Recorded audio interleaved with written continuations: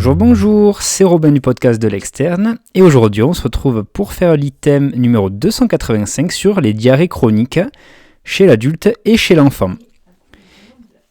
Il s'agit de l'épisode, il me semble, 122 peut-être, 123, je sais plus. Bref, et donc voilà, on est parti pour cet item de gastro-entérologie qui va être assez long, donc n'hésitez pas à bien vous installer, vous mettre un petit setup confortable ou à faire votre séance de sport en même temps. C'est parti pour comment on fait le diagnostic positif. Pour une fois, on ne fait pas de description parce que tout le monde sait ce que c'est de la diarrhée. Donc, diarrhée chronique de l'enfant pour le moment, une petite spécificité avec les principales hypothèses diagnostiques, les examens complémentaires pertinents, etc. Bon, déjà, la définition d'une diarrhée chronique, c'est une diarrhée qui dure depuis plus de 3 semaines. Il y a des causes fonctionnelles ou des causes organiques. Les causes fonctionnelles, c'est les causes les plus fréquentes de diarrhée chronique. Il s'agit de l'intestin irritable ou qui s'appelle entre guillemets diarrhée du trotteur, voilà, qui s'étale de 6 mois à 3 ans, qui ne nécessite pas d'examen complémentaire, qui va régresser avec la modification du régime. Voilà, il faut limiter le sucre fermenté cible notamment pour éviter ces diarrhées chroniques. C'est l'intestin irritable ou la diarrhée du trotteur. L'intestin irritable chez le grand enfant et l'adolescent, là c'est la même présentation que l'adulte, donc on va y venir un peu après. Les causes organiques, elles vont différer selon l'âge, donc on a soit chez le nourrisson et le jeune enfant, soit chez le grand enfant ou l'adolescent. Le grand enfant et l'adolescent, c'est pareil que pour les adultes, donc c'est les MICI, les maladies inflammatoires du tube digestif, la maladie cœliaque et l'intolérance au lactose secondaire. Ça, c'est pour les enfants supérieurs à 5 ans. Pour le nourrisson et le jeune enfant, c'est là où c'est un peu plus différent et un peu plus du coup spécifique. Donc chez le nourrisson, il y a l'allergie aux protéines de lait de vache. Ça, c'est une allergie retardée qui n'est pas IgE médiée. Elle va apparaître après l'introduction du lait de vache, bien sûr. C'est exceptionnel chez le nourrisson à l'été, mais ça peut arriver. C'est parfois accompagné d'autres signes d'allergie retardée comme l'eczéma. Donc c'est un signe à rechercher également. Le diagnostic se fait par l'éviction, en fait, puis la réintroduction des protéines de lait de vache, et donc on voit si ça revient ou pas. Il n'y a pas de bilan nécessaire, c'est le seul moyen de le diagnostiquer. Et le traitement, c'est un régime d'éviction pendant plusieurs mois, voilà, le temps que le corps s'y habitue. Ça, c'est pour l'allergie aux protéines de lait de vache. On peut aussi avoir une maladie cœliaque chez le nourrisson. Donc là, cliniquement, en fait, on va avoir une cassure pondérale, voire une stagnation, des ballonnements, des douleurs abdominales, des signes de dénutrition, parfois même avec de l'amyotrophie par exemple, et ça aura du coup un retentissement sur le développement. Le diagnostic de la maladie cœliaque, elle se fait par des IgA, antitransglutaminase, ça c'est sous réserve de consommation de gluten bien sûr, et aussi des IgA totales. Donc IgA antitransglutaminase et IgA totale. On peut aussi faire une biopsie intestinale pour avoir le diagnostic de certitude. Et le traitement de la maladie cœliaque, c'est l'éviction de tout ce qui contient du gluten. On peut avoir la mucoviscidose aussi, comme cause organique de diarrhée chronique chez le nourrisson et le jeune enfant. Et des causes parasitaires aussi, comme la giardiase notamment. Donc voilà un petit peu pour les causes fonctionnelles et organiques. Tac, donc ça on va y venir après. Le diagnostic selon l'OMS. Donc d'un point de vue clinique, la diarrhée est définie par l'OMS comme l'émission de plus de 3 selles par jour, molles à liquide. Donc finalement, si on a bien fait la définition de la diarrhée, En cas de doute diagnostique, une diarrhée est définie par un poids moyen des selles qui est supérieur à 300 grammes par 24 heures. Là, la pesée doit être faite sur 3 jours consécutifs et on fait la moyenne en gros. La chronicité, elle va être définie par une durée supérieure à 4 semaines. Ça, c'est pour définir la diarrhée chronique. On a dit 3 semaines au-dessus, là c'est 4 semaines selon l'OMS. Voilà, retenez à peu près un mois de diarrhée pour dire que c'est une diarrhée chronique. Il est important de connaître les 3 diagnostics différentiels de la diarrhée. Donc, par exemple, c'est les cas où le patient met en avant un symptôme qu'il identifie comme de la diarrhée, mais qui n'en est pas vraiment. Donc, il y a 3 situations cliniques qui peuvent mimer une diarrhée, mais voilà, le poids moyen des selles va rester normal. Il ne sera pas supérieur aux 300 grammes par 24 heures qui sont nécessaires à faire le diagnostic de diarrhée. Ça peut être ce qu'on appelle le syndrome rectal, ou une polyexonération secondaire à un trouble de la statique pelvienne.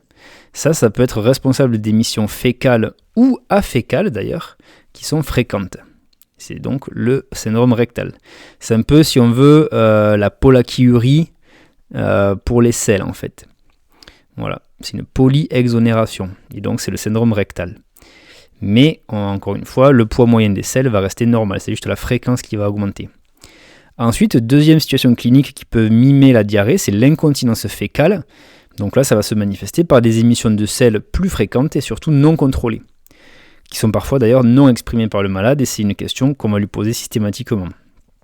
Est-ce qu'il arrive à retenir ces selles ou pas ? Et après, il y a aussi la fausse diarrhée du constipé. Ça, c'est secondaire en fait à l'exsudation colique au contact prolongé de selles dures. Donc en fait, cette fausse diarrhée, elle peut se manifester par une alternance de diarrhée et de constipation, ou par des émissions glaireuses un petit peu, qui vont être associées à des selles dures. Voilà, comme il y a une constipation, des selles dures qui restent longtemps au contact de la muqueuse colique, ça va faire une exsudation, donc des glaires un petit peu qui vont venir s'exsuder de la membrane colique et qui vont venir faire des sortes de diarrhées un petit peu glaireuses. Voilà ce qu'on appelle la fausse diarrhée du constipé. Donc il faut bien différencier ces 3 situations cliniques d'une diarrhée authentique. Il y a 5 principaux mécanismes de diarrhée chronique. Donc en fait, c'est des mécanismes physiopathologiques et qui vont pouvoir nous orienter vers le diagnostic par un raisonnement clinique en fait, qui sera aidé par ces mécanismes. Donc il y aura premièrement la diarrhée sécrétoire, il peut y avoir la diarrhée motrice, la diarrhée osmotique, par appel de liquide un petit peu dans le côlon, la diarrhée par malabsorption et la diarrhée lésionnelle. Il y a 5 mécanismes physiopathologiques qui vont nous orienter dans notre raisonnement clinique. Et donc on va tous un petit peu les dérouler pour voir un petit peu à quoi ils font référence. Donc la démarche clinique, on l'a un petit peu entreperçue, ça se fait en plusieurs étapes. Déjà, il faut confirmer si la diarrhée est chronique ou pas. Donc là, ça va se faire tout simplement par l'interrogatoire, en éliminant les diagnostics différentiels qu'on a vu un petit peu plus tôt. Et il faudra faire aussi un examen périnéal par le toucher rectal, qui sera nécessaire pour évaluer la statique pelvienne en fait, et éliminer soit une lésion anorectale, soit un fécalome. Voilà. Deuxième étape, on va rechercher une cause évidente, ou en tout cas la plus fréquente. Donc là, les causes les plus probables de diarrhée chronique, ça va être notamment les prises de médicaments, qui vont être connues pour leur retentissement digestif. Je pense notamment au traitement pour le diabète, par exemple, la metformine, etc. Ça va être aussi la consommation de lait, une hyperthyroïdie qui peut donner des diarrhées, un voyage récent dans une zone d'endémie parasitaire, avec la giardiase, on l'a vu, une chirurgie digestive aussi, enfin voilà, tout ça. On va aussi rechercher des antécédents personnels et familiaux. On va aussi faire un examen clinique, bien sûr, qui seront complétés par certains examens biologiques de base ou orientés par les hypothèses diagnostiques. Voilà, ça aura une place vraiment importante dans l'enquête étiologique. Donc on va essayer de faire le diagnostic. On va s'orienter selon la sémiologie. C'est là où on va venir aux différents mécanismes physiopathologiques pour nous orienter. Donc on va distinguer souvent les diarrhées avec des selles sanglantes ou glaireuses, ça sera plutôt des selles lésionnelles, des diarrhées lésionnelles, ou alors des selles grasses qui évoquent plutôt une malabsorption, et les diarrhées hydriques ou aqueuses, qui n'ont pas de sang, pas de pus, pas de glaire. Donc on commence par la diarrhée sécrétoire. En cas de diarrhée sécrétoire, les sécrétions digestives, elles excèdent les capacités d'absorption hydroélectrolytique, donc à la fois de l'eau et des minéraux, au niveau de l'intestin grêle ou du côlon. Donc en fait, les selles vont être très liquides, et là, leur volume va être vraiment très variable, parfois important, avec un risque de déshydratation et d'hypokaliémie. Pourquoi ? Tout simplement parce que l'intestin, l'intestin dans son entièreté, que ce soit le petit intestin, l'intestin grêle ou le gros intestin, le côlon, ne vont pas pouvoir absorber suffisamment les minéraux et l'eau, donc on a un risque de déshydratation et d'hypokaliémie avec un volume plus ou moins important. Ça, c'est pour la diarrhée sécrétoire. La diarrhée motrice, c'est un peu ce qu'on a dans le cas de la gastroentérite. Ça va être secondaire à une accélération du transit intestinal. L'interrogatoire sur le volume et l'horaire des émissions va être très important.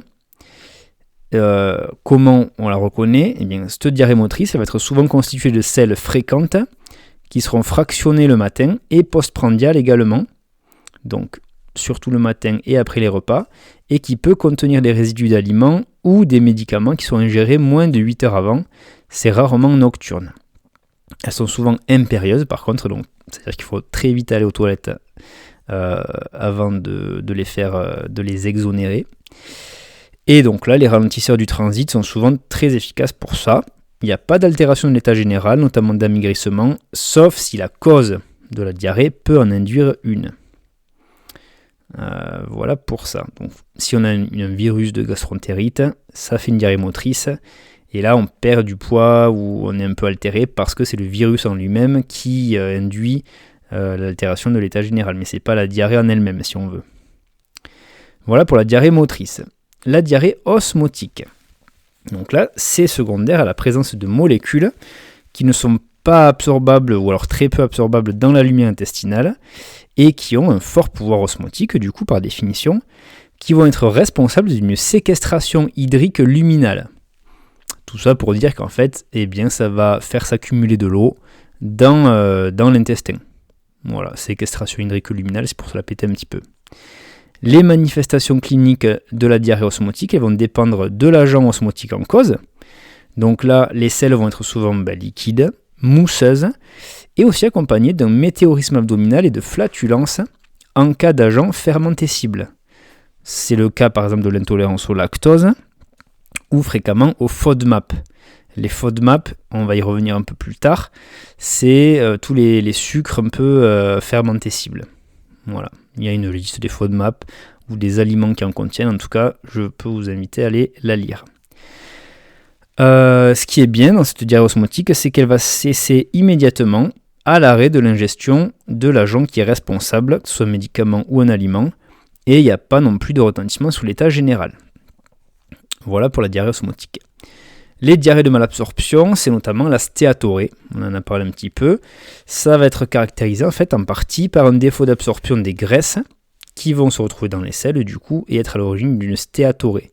Stéatose, voilà, ça fait penser à l'accumulation de graisse et la diarrhée, l'évacuation. L'absorption donc des graisses va nécessiter la présence de sels biliaires pour les solubiliser dans ce qu'on appelle des micelles. Voilà, ça va être des micro-gouttelettes en fait de graisse. Il faut aussi, pour faire une bonne absorption des graisses, une muqueuse intestinale qui est trophique, donc qui est riche, un pH adéquat et des enzymes pancréatiques. Voilà. Si il nous manque un de ces éléments-là, on pourra potentiellement avoir une stéatorée. On distingue la maldigestion, qui va orienter plutôt vers une origine bilio-pancréatique, donc les sécrétions de bile et d'enzymes pancréatiques. Ça, c'est plutôt la maldigestion. Et après, il y a aussi la malabsorption vraie, qui est due à une pathologie de l'intestin grêle directement. Les patients décrivent l'émission je cite, de bouse grasse, collante, souvent malodorante. Cette diarrhée est fréquemment associée aux conséquences de la malabsorption, c'est-à-dire des signes de fermentation excessive, de dénutrition et de carence. Donc on pourra avoir un amaigrissement, des œdèmes, voire même de l'anasarque en fait, un œdème généralisé, liées à l'hypoalbuminémie. On aura chez l'enfant des cassures de la croissance staturo-pondérale, des carences en vitamines liposolubles. Donc on peut avoir un syndrome hémorragique lié à un déficit en vitamine K, une ostéomalacie liée à un déficit en vitamine D, des troubles de la vision crépusculaire liés à la carence en vitamine A, et on peut avoir aussi un syndrome anémique lié à la malabsorption en fer, en folate, en vitamine B12. On peut avoir des glossites, donc inflammation de la langue, liée là aussi au déficit en folate et en B12. Et on peut avoir des aménorrhées chez la femme, etc. Ça va être tout ce qui est carentiel. Donc ça sera les diarrhées de malabsorption qui est révélée souvent par une stéatorrhée. Et enfin, dernier mécanisme en tout cas de diarrhée, ça va être la diarrhée lésionnelle. Et donc là, c'est secondaire à une altération de la muqueuse intestinale du grêle ou du côlon, que ce soit lié à une inflammation, des ulcérations, une lymphangiectasie ou des lymphangiectasies, qui vont être à l'origine d'une exsudation plasmatique. Il y a certaines exsudations qui sont purement lymphatiques d'ailleurs. Et là, une diarrhée de mécanisme sécrétoire, c'est souvent associé lorsqu'on a des lésions muqueuses. Donc quand on a des lésions muqueuses, on a une diarrhée de mécanisme lésionnel, mais aussi souvent sécrétoire. On a aussi une malabsorption qui peut aggraver la fuite protidique. En cas de lésion muqueuse, notamment recto-sigmoïdienne, donc assez distale, les selles peuvent être glérosanglantes. Et selon la cause, il peut exister un syndrome rectal ou un syndrome dysentérique avec des douleurs abdominales, un amaigrissement, voire même de la fièvre. Voilà pour la diarrhée lésionnelle. L'enquête étiologique maintenant, puisque là on a fait la troisième étape de la démarche clinique, c'était la sémiologie. Donc là on l'a vu avec les différents types. Quatrième étape, c'est l'enquête étiologique. Donc là l'interrogatoire il est essentiel, car les causes sont souvent retrouvées lors de cette étape. Il y a plusieurs étiologies, bien sûr. Premièrement, les médicaments, la cause iatrogène. Donc on va les citer tous, même si la liste n'est pas 100% exhaustive. On aura tous les antibiotiques. Voilà, pourquoi ? Parce qu'ils vont apporter une diminution de la fermentation intracolique des glucides, ce qui va être à l'origine d'une diarrhée de mécanisme osmotique. Donc voilà, les antibiotiques ils donnent des diarrhées parce qu'ils diminuent la fermentation intracolique des glucides, parce qu'ils détruisent un petit peu la flore qui est nécessaire à cette fermentation des glucides. Les inhibiteurs de la pompe à protons, notamment le lansoprazole, les AINS et aussi les inhibiteurs de la recapture de la sérotonine, les ISRS, et aussi les vénotoniques, on n'en donne pas trop, mais le Daflon par exemple, peuvent donner des colites microscopiques. Voilà. La colchicine va donner spécifiquement une diarrhée sécrétoire. La metformine, j'en ai parlé vite fait, va augmenter la synthèse hépatique des acides biliaires.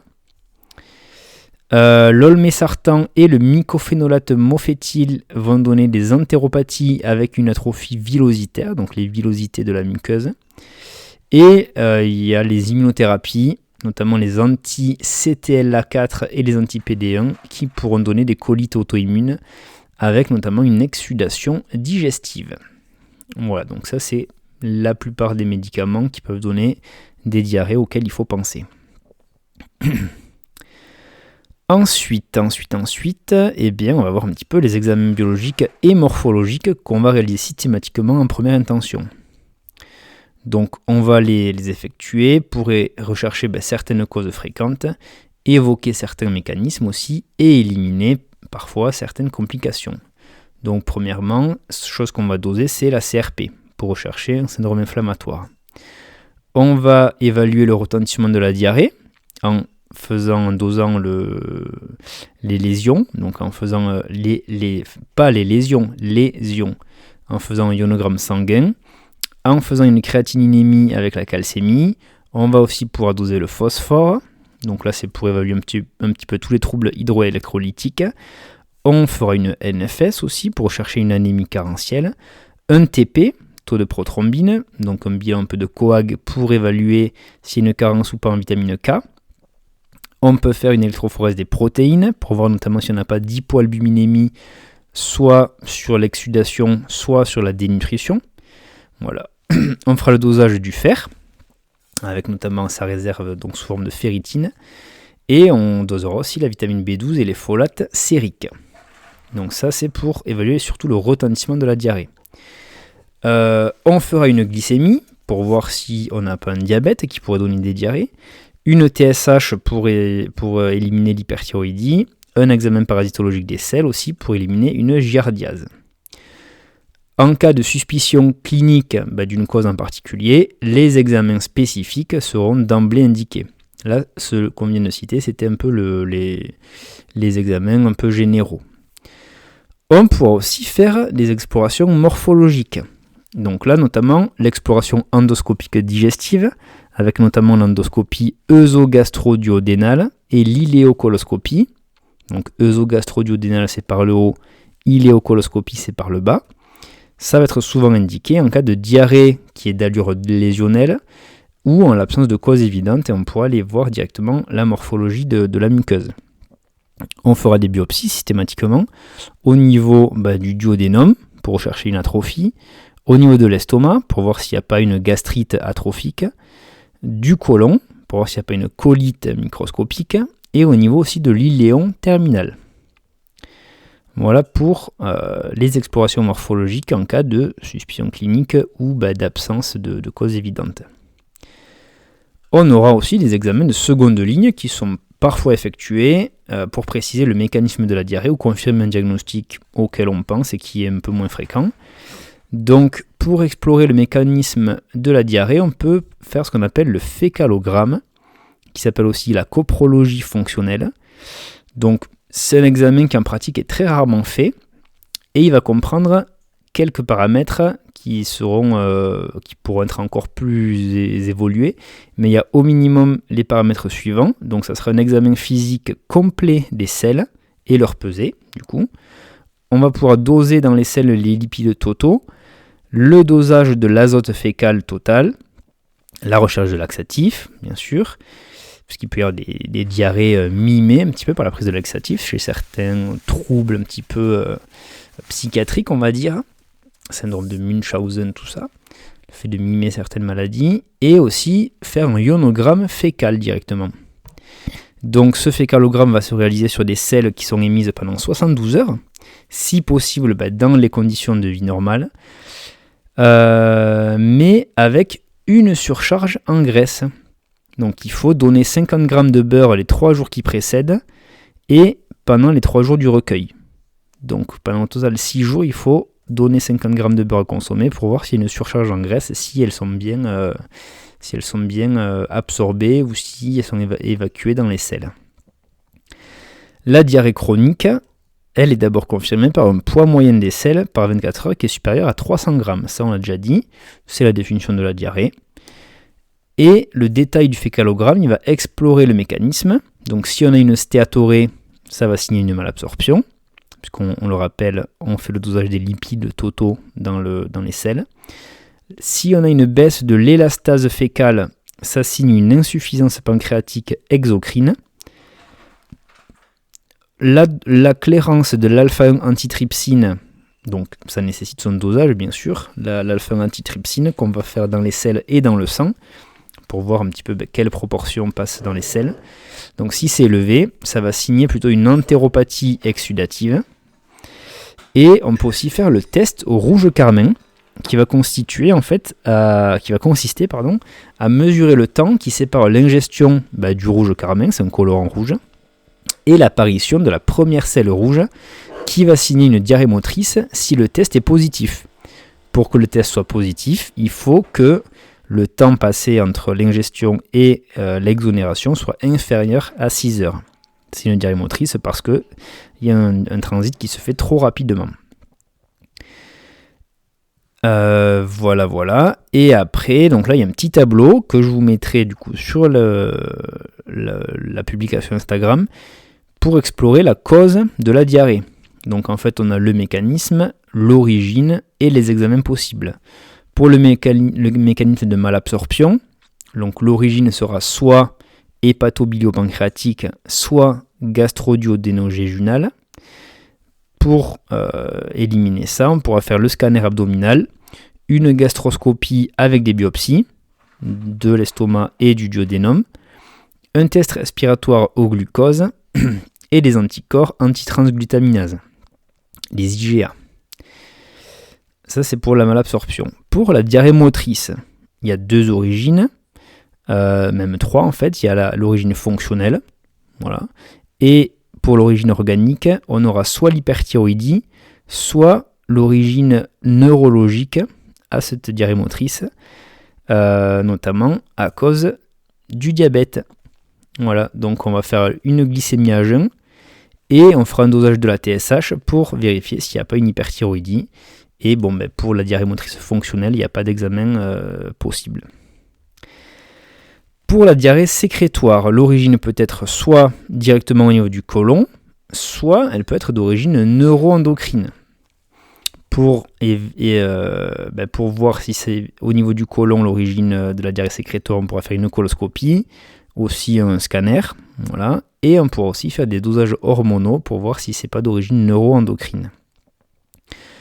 Pour la diarrhée osmotique, l'origine elle est au niveau des intestins, et donc là pour l'examen pour confirmer ça sera le test respiratoire au lactose ou un test d'exclusion de certains aliments, voilà, pour mettre en évidence ça. Et la diarrhée lésionnelle, ça vient aussi de l'intestin, et donc là c'est plutôt un truc morphologique avec notamment une gastroscopie ou une iléocoloscopie avec bien sûr des biopsies. On va voir maintenant un petit peu la stratégie d'exploration d'une diarrhée chronique. Donc on l'a dit, l'interrogatoire c'est l'élément principal qui est le plus important car il oriente vers le mécanisme et on va pouvoir se rapprocher de la cause de la diarrhée juste avec l'interrogatoire. Au terme de l'anamnèse, on fera des examens biologiques de première intention, voilà, et on fera aussi ceux qui sont nécessaires à établir, pour établir l'éventuelle cause suspectée. On pourra aussi en général faire rapidement une endoscopie œsogastro-duodénale et une iléocoloscopie avec des biopsies étagées.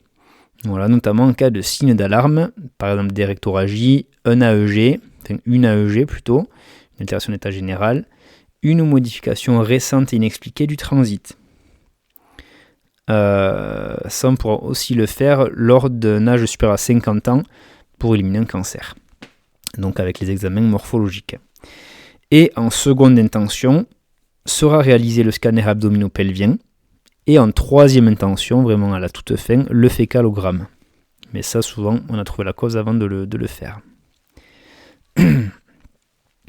Alors, pour les diarrhées motrices, on va voir un petit peu les caractéristiques de ces diarrhées motrices et les causes fréquentes. Donc, pour les caractéristiques de la diarrhée motrice, c'est des selles qui sont diurnes, donc la journée, à prédominance matinale. Elles seront fractionnées et postprandiales, peu abondantes, donc moins de 500 grammes par jour. Elles seront souvent bien tolérées, parce que la cause de ces diarrhées motrices est la plupart du temps fonctionnelle. Et il y aura parfois la présence d'aliments non digérés. Cette diarrhée motrice va céder avec le jeûne, et elle est souvent sensible aux freinateurs du transit intestinal. Donc les médicaments qui vont ralentir le transit. La colopathie fonctionnelle, qui est aussi appelée le syndrome de l'intestin irritable, à prédominance de diarrhée, c'est la cause la plus fréquente.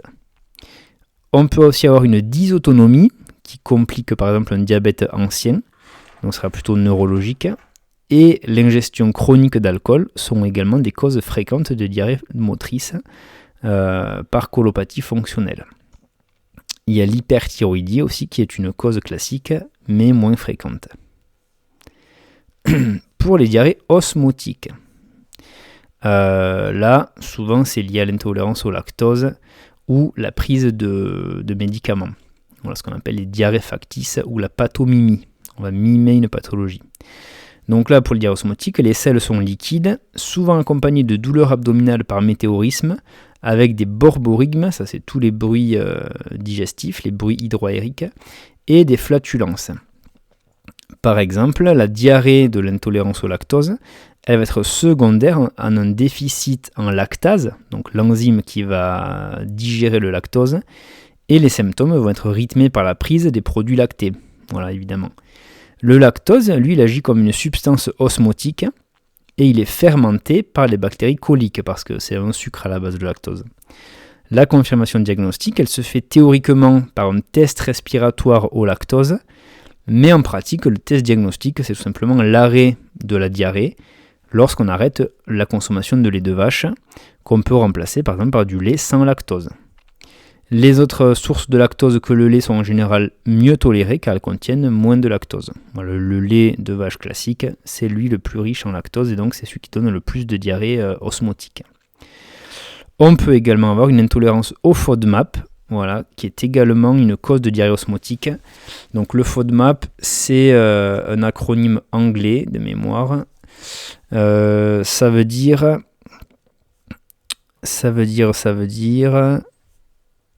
fermentable oligodimonosaccharide and polyol. Voilà, ça désigne certains hydrates de carbone, donc certaines sources de glucides qui sont fermentescibles. Et ils sont très lentement, voire pas du tout absorbés par l'intestin. Donc voilà, il y a des listes d'aliments qui en contiennent et qu'il faut éviter du coup. Ça c'est une cause de diarrhée osmotique, cette intolérance au FODMAP. Et après il y a d'autres causes aussi de diarrhée osmotique qui sont plus rares. Donc ça peut être iatrogène ou une prise non avouée ou connue par le malade. Ça, c'est le mannitol, par exemple, le sorbitol, qui est contenu notamment dans les bonbons, les chewing-gums, les laxatifs osmotiques, le magnésium, voilà, qui peut donner des diarrhées osmotiques, et les antiacides, voilà, notamment les oxydes et hydroxydes de magnésie. Voilà pour les causes de diarrhée osmotique. Les causes fréquentes de malabsorption ou de maldigestion. Donc là, la cause la plus fréquente de malabsorption vraie, c'est la maladie cœliaque, qui fait l'objet d'ailleurs d'un item spécifique. Je ne sais plus si on l'a fait celui-ci, mais je ne sais plus. Bref, vous irez voir au pire. Donc la maladie cœliaque. Les autres causes vont être plus rares. Et donc là, la diarrhée, souvent, elle est marquée par la présence d'une stéatorée, donc la présence de graisse dans la diarrhée, dans les selles, et une maldigestion peut être secondaire à une atteinte pancréatique, hépatique ou même gastrique. L'histoire de la maladie et les antécédents du patient permettent souvent d'orienter le diagnostic vers ça.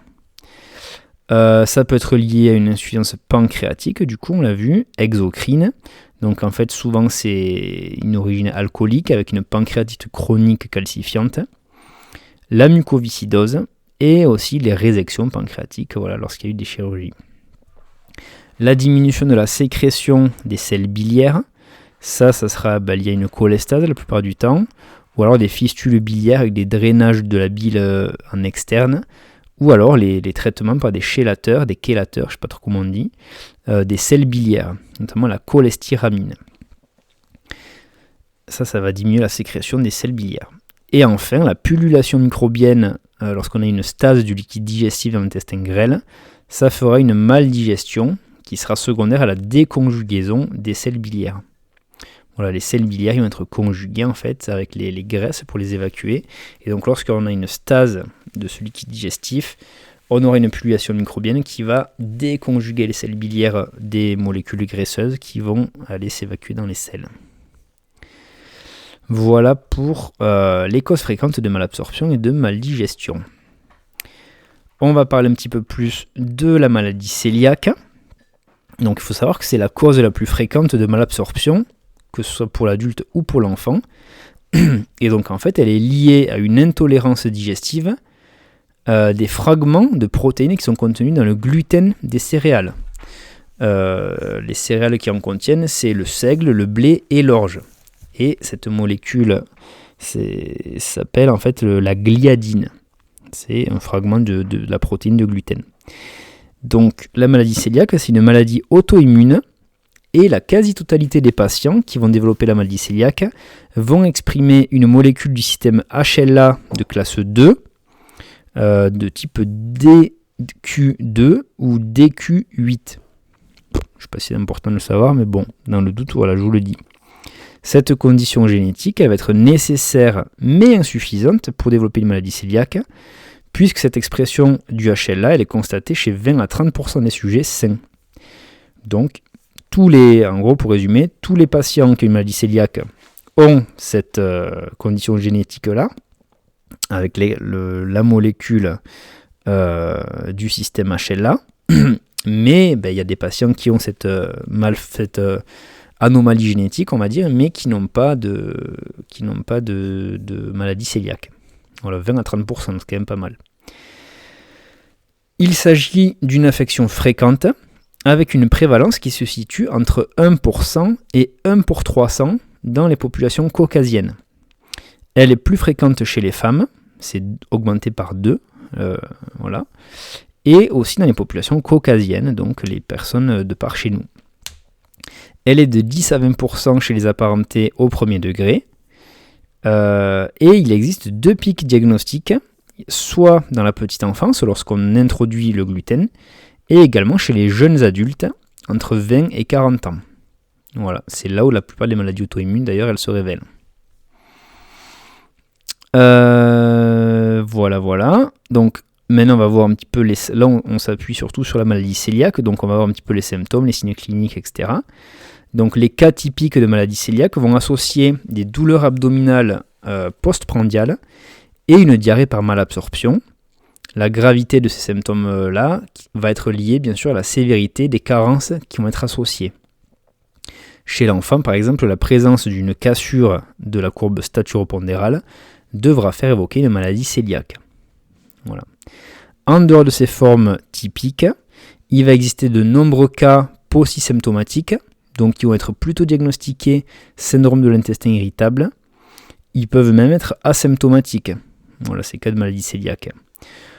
On a une anémie par carence martiale qui peut s'installer et qui est devenue actuellement une des circonstances diagnostiques les plus fréquentes. Donc en fait, on a une anémie, on ne sait pas trop d'où elle vient, donc c'est une carence martiale, une carence en fer, et en fait, on se rend compte que c'est une maladie cœliaque, mais qui fait peu de symptômes. Le diagnostic peut aussi être assez difficile, ou à l'occasion d'une complication de la maladie intestinale, ou même une complication extra-intestinale. Par exemple, l'atteinte la plus typique, mais qui reste rare, c'est la dermatite herpétiforme.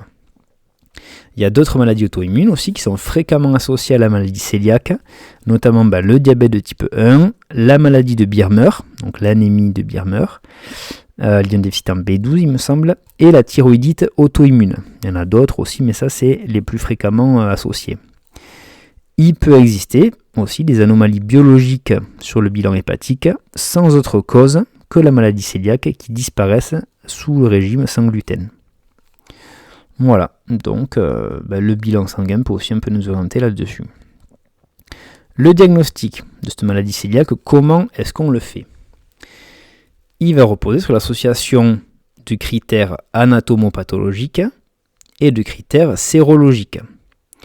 Donc, anatomopathologiques, pour les voir, on va faire une endoscopie.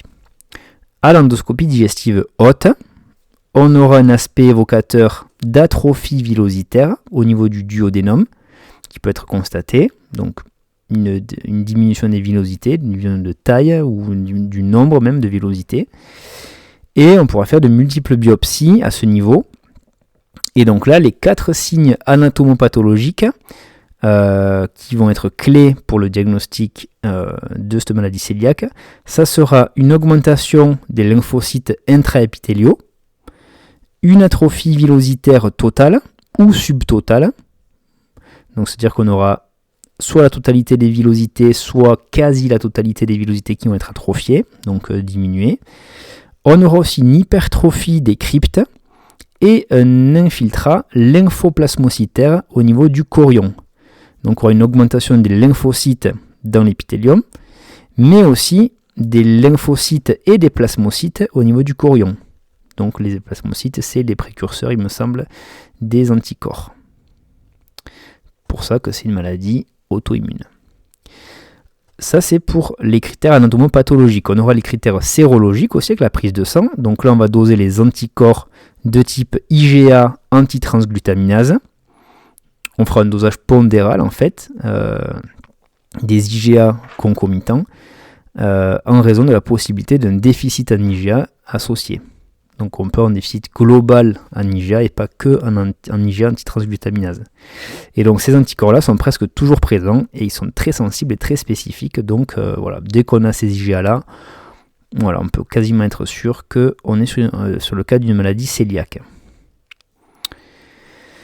En cas de déficit en IgA, donc c'est 3 à 5% des patients avec une maladie cœliaque, les anticorps antitransglutaminase de type IgA sont négatifs. Et donc là, on va devoir faire des anticorps antitransglutaminase de type IgG qui seront dosés du coup en association avec les biopsies duodénales.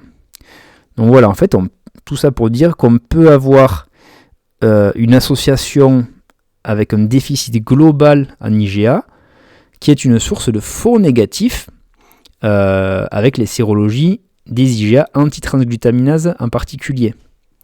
Parce qu'en fait, on peut se dire qu'on a un très faible taux, voire pas d'anticorps antitransglutaminase de type IgA, mais parce qu'en fait, on a des IgA en fait, qui sont déjà de base effondrés.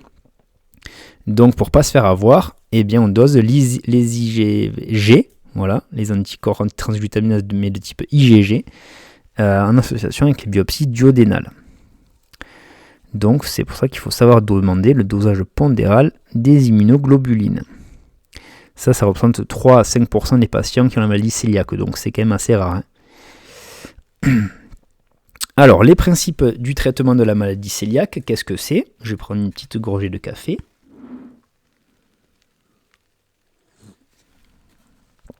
Donc le traitement, c'est le régime sans gluten à vie, qui va exclure totalement les aliments qui contiennent du gluten, donc ceux à base de seigle, de blé et d'orge.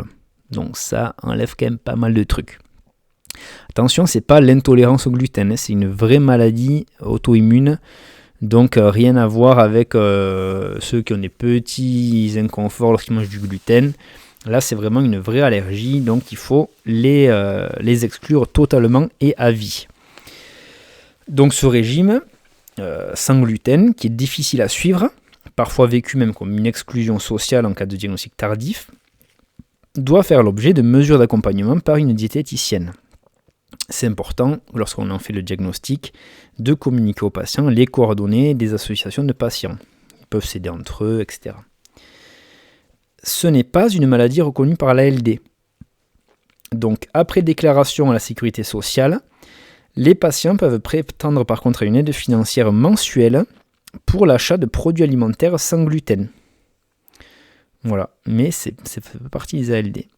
Les carences doivent être recherchées et corrigées, notamment lorsqu'on fait le diagnostic de la maladie, et notamment l'ostéoporose qui doit être recherchée par l'ostéodensitométrie, parce qu'au diagnostic chez la personne adulte, on a 50% de ces adultes qui sont ostéoporotiques déjà.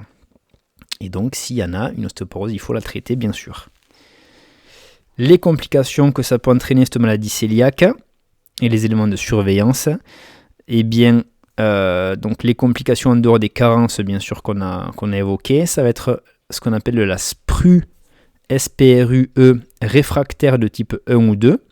Ça, c'est une entité pré-lymphomateuse, donc juste avant le lymphome. Voilà, c'est assez rare, mais bon, c'est une complication de la maladie cœliaque. On peut avoir les lymphomes de l'intestin grêle et certains cancers épithéliaux, cancer de l'œsophage, du pharynx ou de l'intestin grêle. Et on a une baisse aussi de fertilité secondaire à la maladie cœliaque qui est quand même plus fréquente que les lymphomes et la SPRUE réfractaire de type 1 ou 2. Pour faire le suivi de la maladie cœliaque, on fera une répétition annuelle des anticorps antitransglutaminase de type IgA, dont la négativation est obtenue habituellement 1 an après le respect du régime sans gluten strict. Voilà, donc 1 an après l'introduction du régime sans gluten on une négativation des IgA, antitransglutaminase. Les biopsies duodénales de contrôle vont être recommandées à 1 à 2 ans après le diagnostic pour s'assurer de la disparition des anomalies histologiques sur les biopsies. Donc en fait, on va avoir une normalisation des villosités, une diminution des cryptes, une absence de lymphocytes et de lymphoplasmocytes dans le chorion, etc. Et par contre, en cas de récidive des symptômes malgré le régime sans gluten, qui est considéré bien mené par le patient, il va falloir rechercher en premier lieu soit une mauvaise observance du régime sans gluten, par de nouvelles biopsies duodénales, un nouveau dosage des IgA antitransglutaminase et un interrogatoire précis par la diététicienne. Ou alors, si ça c'est bien fait, il faut remettre en cause bien sûr le diagnostic initial de maladie cœliaque. Donc on peut faire le diagnostic différentiel d'une atrophie villositaire, seule par exemple, ou l'association à une autre maladie comme une colite microscopique qui peut aussi être associée malheureusement à la maladie cœliaque. Et ça peut expliquer une diarrhée persistante ou récidivante. Et bien sûr, il faudra aussi rechercher l'apparition d'une néoplasie du grêle, que ce soit un lymphome, un adénocarcinome ou une sprue réfractaire qui est du coup une des complications de la maladie cœliaque. Voilà. Ça, c'était vraiment tout le gros point sur la maladie cœliaque. Et du coup, la diarrhée, qui est plutôt de type malabsorption,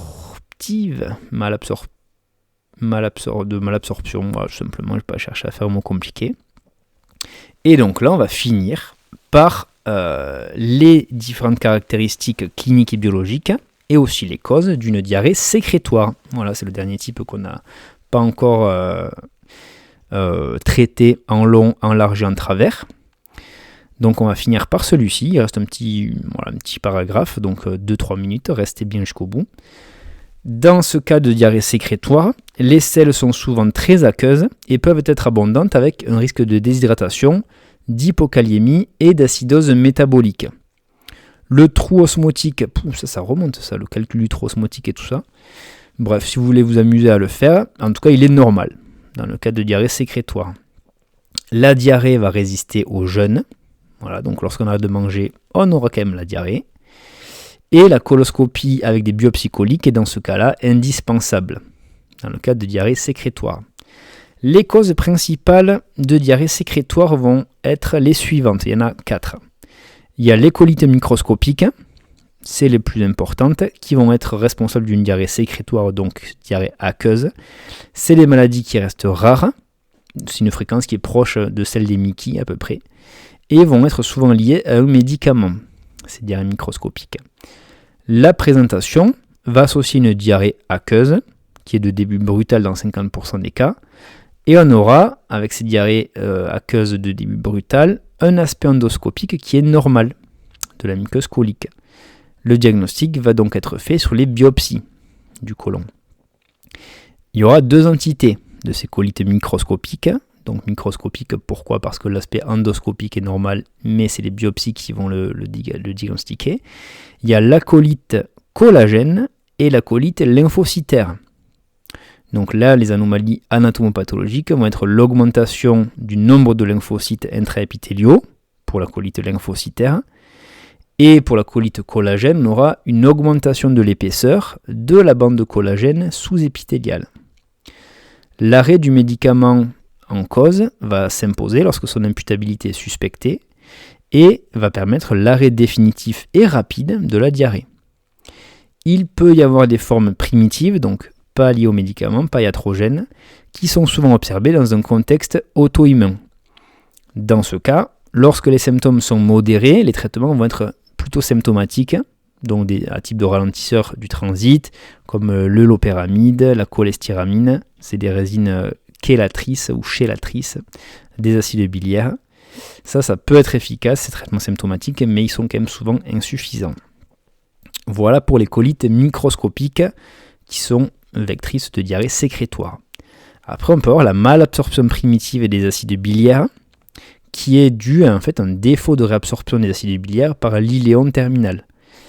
Il n'existe pas en France d'examen diagnostique disponible Et donc le diagnostic va reposer sur le soulagement très rapide de ces diarrhées par la cholestéramine, qui est un chélateur ou un chélateur, je ne sais pas comment on dit, chélateur on va dire, allez, des acides biliaires. Et en fait c'est un test thérapeutique, donc souvent le diagnostic se fait comme ça. Troisième type de cause de diarrhée sécrétoire, c'est les adénomes vileux ou les adénocarcinomes coliques, qui peuvent engendrer une hypersécrétion de mucus qui est responsable d'une diarrhée. Pour ça qu'on appelle ça la diarrhée sécrétoire, ça sécrète du mucus. Et enfin, ça peut être d'origine iatrogène, avec de nombreux médicaments, notamment les laxatifs irritants et la colchicine. Et bien voilà pour cet item sur les diarrhées chroniques, que ce soit chez l'adulte ou chez l'enfant. J'espère qu'il vous aura plu. Voilà, 50 minutes pour le traiter, c'était pas mal du tout. Sur ce, je vous souhaite à tous une bonne journée, de bonnes révisions et de prendre bien soin de vous. On se dit à la prochaine et puis sur ce, je vous fais de gros bisous. Ciao ciao.